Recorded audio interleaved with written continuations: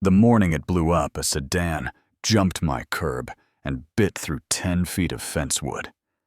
Snapping flowers crushed my heart, hammering, while the driver, our HOA president Pamela Whitmore, told 911 a violent man was threatening her beside a stolen Lamborghini, which would have been a wild plot line if the car wasn't sitting in my driveway titled to me with the registration in my glove box. You know what I mean? And in that moment, I learned how fast a neighborhood rumor can outrun a stack of facts on a quiet street. Back up with me one step, because none of this starts with sirens. It starts with joy. It starts with me. Noah Brooks, software guy. Quiet winds, long drives, circling a satin black wrap that finally made my Huracan feel like mine.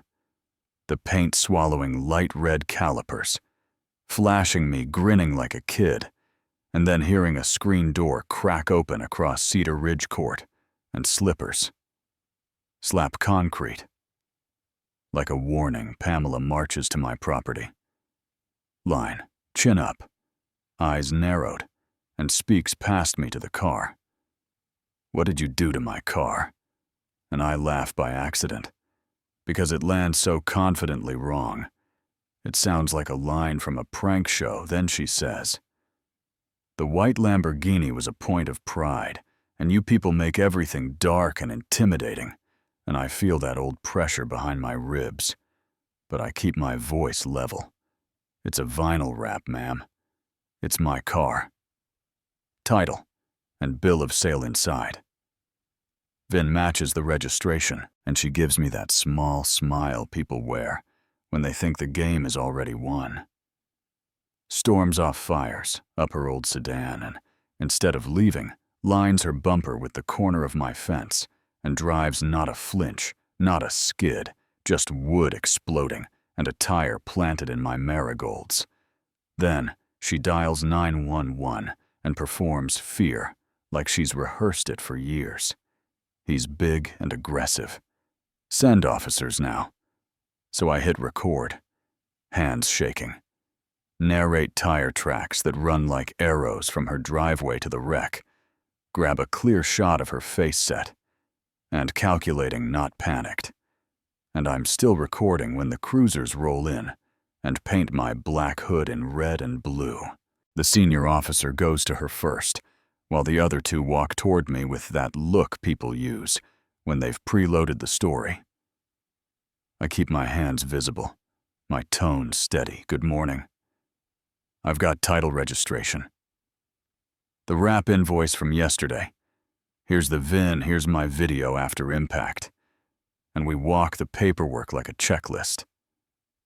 The senior guy softens, says, "Property damage will be filed, and insurance will sort it. Proving intent is tough." Without the actual crash on camera, and then they leave no cuffs, no apology. Just the sticky feeling you get when the system shrugs, and you're the one left picking splinters out of your Saturday. By lunchtime, a white envelope with Cedar Ridge Preserve letterhead is taped to my door. Notice of violation. 2 counts first, that the color of my vehicle is not harmonious with community palette. Second, that a high-value modified vehicle appearing frequently suggests I'm running a business from home. Which would be funny if it didn't come with a 14-day clock, daily fines, and lien threats. So I do the boring smart thing. I install cameras, and I call a lawyer. 4K eyes go up, driveway street pointed square at Pamela's approach side yard, where the fence blew out backyard. The installer shakes his head and says he sees more neighbor footage than burglars. I build a folder called harassment and start feeding it timestamps. Then I hire Nina Prescott, civil litigator, with a voice like a scalpel, and we send the board a certified packet that says show the bylaw that regulates personal vehicle color, or rescind your definition of commercial activity. Doesn't mean owning something expensive attached. Are the police case number, photos, invoice, and we believe these notices were issued in bad faith after a targeted incident. Please confirm rescission in writing." Pamela answers with a new kind of attack that lives just inside the lines mower at exactly 700 a.m., chewing the same doormat of grass for an hour. Wind chimes so big they sound like a toolbox tumbling down a ship's stairs, hung inches from my office window.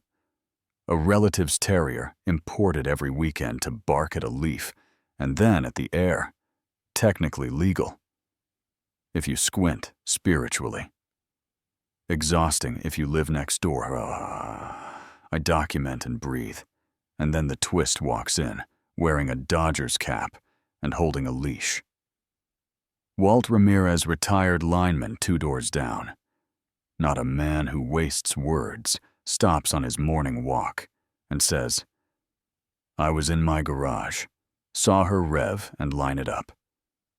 That wasn't fear, son, and the relief moves through me like cold water. "Would you sign a statement?" I ask, careful not to shove hope in his face, and he nods. It's the right thing, so I text Nina, and she calls me in 10 seconds. Game changer, we go on offense. The letters turn surgical. To the board, your notices are baseless, and by aiding targeted harassment, you may be breaching fiduciary duty personally to Pamela. Through her insurer, we demand full replacement of the damaged fence by my contractor, restoration of the landscaping reimbursement for the camera system installed on council's advice, and a 5-figure payment for harassment and emotional distress, or we file suit in 10 business days. And the neighborhood goes quiet in that way. You can feel then a heavier envelope arrives with nicer paper, and words like reviewed and issued in error. Both violations rescinded a new policy that complaints require evidence, a promise to clean vague language, so the bylaws can't be weaponized. And I'm not saying I danced, but I breathed for the first time in weeks. The block blinks and starts seeing straight a young mom posts in the neighborhood Facebook group about infant naps and 7 a.m. mowers. Polite comments ripple about wind chimes and weekend barking. Nobody names names. Everybody knows the mower moves to 1000 a.m. and then it's deposition day, where truth has to sit still. My part is simple. Clean timeline papers in order, no spikes.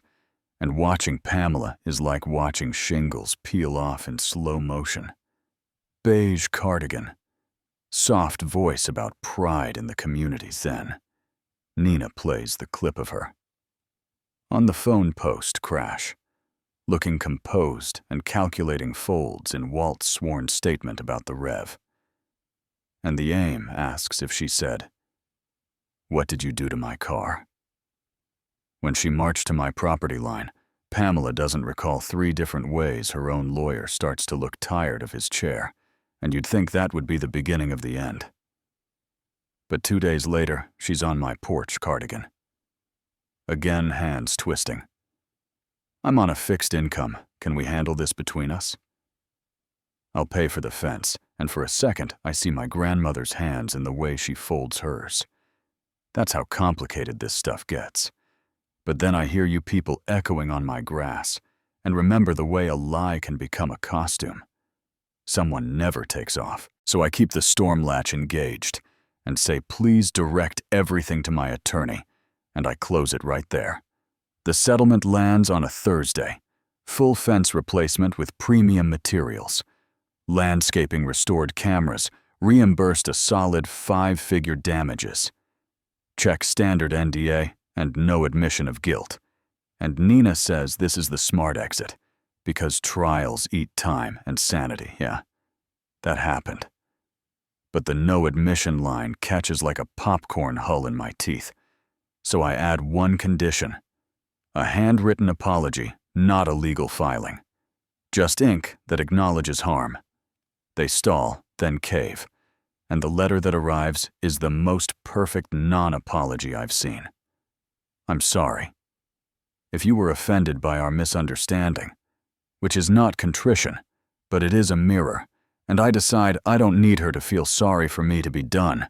I need my life back. The fence crew tears out the old pickets and sets thick horizontal hardwood slats on black steel posts that don't flinch when the wind leans on them. The marigolds come back louder. The cameras stay. I hand Nina a check that hurts in a good way and give Walt a bottle of rye. He pretends he doesn't deserve the HOA newsletter, quietly notes Pamela's suspension, pending review. And I'm in the driveway when the process server crosses the street and hands her the settlement.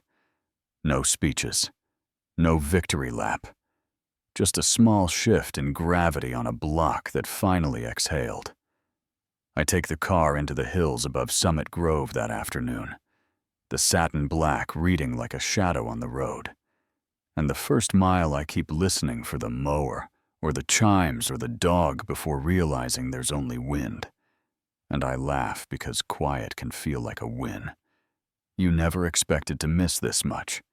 You know what I mean.